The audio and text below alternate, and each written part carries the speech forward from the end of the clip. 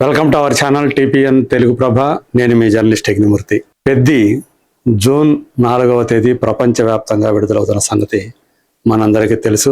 So ఆ cinema సంబంధించి ఎలా ఉంటుంది, ఏంటి, పర్సంటేజ్ సిస్టంలో విడుదలవుతుందా లేకపోతే రెంటల్ సిస్టంలో విడుదలవుతుందా అనేటువంటి అభిప్రాయాలు, అనుమానాలు ఇవన్నీ కూడా గత 3 రోజులుగా నడుస్తూ వస్తున్న విషయం మనకు తెలుసు. ప్రత్యేకించి 2 తెలుగు రాష్ట్రాల్లో, మిగతా రాష్ట్రాలన్నింటిలో కూడా పర్సంటేజ్ విధానమే అమల్లో ఉంది. సో మన తెలుగు రాష్ట్రాలకు వచ్చేటప్పటికి అది రెంటల్ విధానంలోనే, ప్రత్యేకించి పెద్ద సినిమాలు, మీడియం బడ్జెట్ సినిమాలు అన్నిటికి కూడా ఈ రెంటల్ విధానంలోనే సినిమాని ఆడిస్తూ రావటం మనం చూస్తూ ఉన్నాం. సో ఈ సినిమా సంబంధించి పెద్దికి ఇప్పుడు ఇది పర్సంటేజ్ విధానంలో విడుదలవుతుంది అనే విషయం కన్ఫామ్ అయింది. ఈ విషయాన్ని దిల్ రాజు స్వయంగా తెలియజేయటం మనం చూసాం.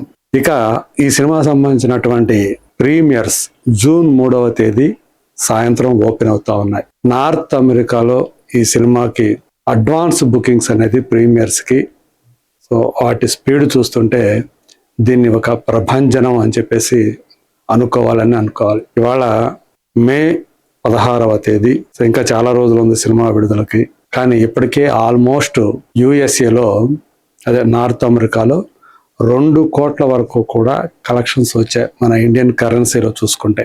ఇక్కడ మనం చూస్తూ ఉన్నాం 10,000కు పైగా టికెట్లు అమ్ముడయ్యాయి ప్రీమియర్స్, కేవలం ప్రీమియర్స్కి మాత్రమే. సో అక్కడ ప్రీమియర్స్కి అడ్వాన్స్ సేల్స్ స్టార్ట్ చేయంగా, సో ఇప్పటికీ ఇది నిజంగా ఇది ఒక చాలా ఎర్లీగా ఒక రికార్డు స్థాయి అడ్వాన్స్ బుకింగ్స్ అనే చెప్తూ ఉన్నారు ట్రేడ్ విశ్లేషకులు. సో పెద్ద మీద వెల్లువెత్తుతున్నటువంటి ఆ నమ్మకం ఏదైతే ఉందో, అంచనాలు ఏవైతే ఉన్నాయో వాటికి ఈ టికెట్ సేల్స్ అనేవి అవి ఒక నిదర్శనం అని చెప్పేసి వాళ్ళందరూ కూడా చెప్తూ ఉన్నారు. ఒక హైప్ అనేది వాళ్ళు పెద్దగా ప్రచారం చేయకుండానే, ఇంకా చెప్పాలంటే ఆ ఈవెంట్లు అనేవి ఇంతవరకు మొదలు పెట్టాల.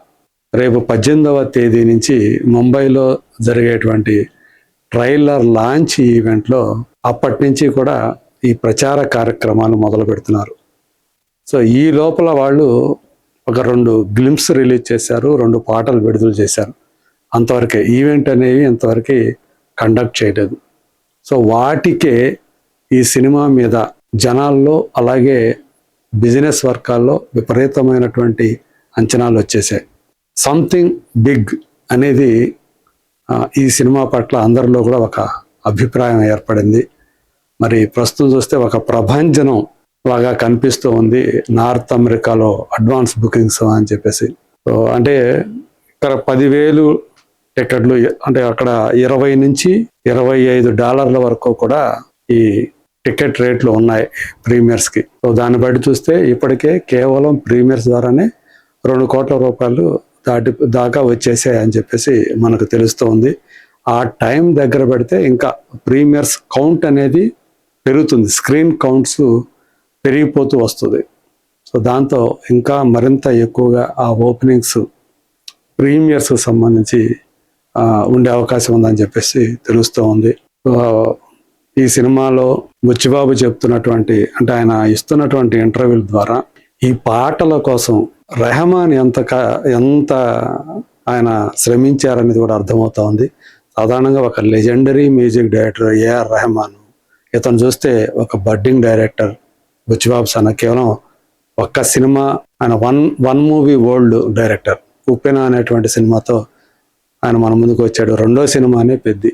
మరి అలాంటి వాడు ఆయన ఈ 3 టీమ్స్ ఇచ్చి మొదట కలిసినప్పుడు ఈ 3 మరి వినండి, ఇందులో ఏది నచ్చితే అది మీరు తీసుకోండి అని చెప్పి 3 ట్యూన్లు ఇస్తే ఆ 3 ట్యూన్లు విని బుచ్చిబాబు తన దగ్గరికి వస్తే ఏది నచ్చింది అంటే, ఎలా ఉంది మొదటి నచ్చలేదు, 2వది నచ్చలేదు, 3వది నచ్చలేదు సార్ అని చెప్పేసి బుచ్చిబాబు చెప్పాడంట.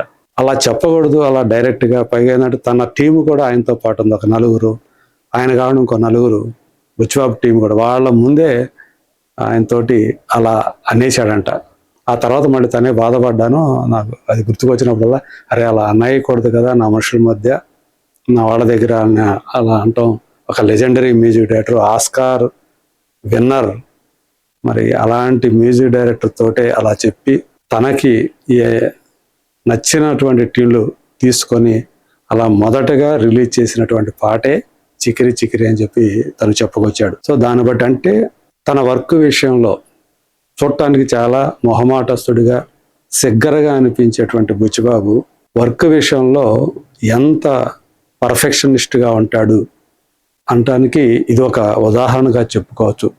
AR Rahman incident. మరి ఆయన కలవడానికి చాలామంది దర్శకులు ఆయన స్టూడియో దగ్గరికి వస్తుంటారు. ఆయన స్టూడియో దుబాయ్లో ఉంది. వీళ్ళు దుబాయ్కి వెళ్ళి ఆయన టీము, బుచ్చిబాబు టీము అక్కడి నుంచి ఆ మ్యూజిక్ని తీసుకున్నారు. సో ఆ వచ్చినటువంటి 2 పాటలు రై రై రారా, ఆ సాంగ్ కూడా రెండో పాటకు వచ్చి సూపర్ డూపర్ హిట్ అయింది. అయితే ఒక ఐటమ్ నంబర్ ఒకటి ఉంది ఈ సినిమాలో, శృతి హాసన్ తోటి చేసింది. రామ్ చరణ్, శృతి హాసన్ కాంబినేషన్లో.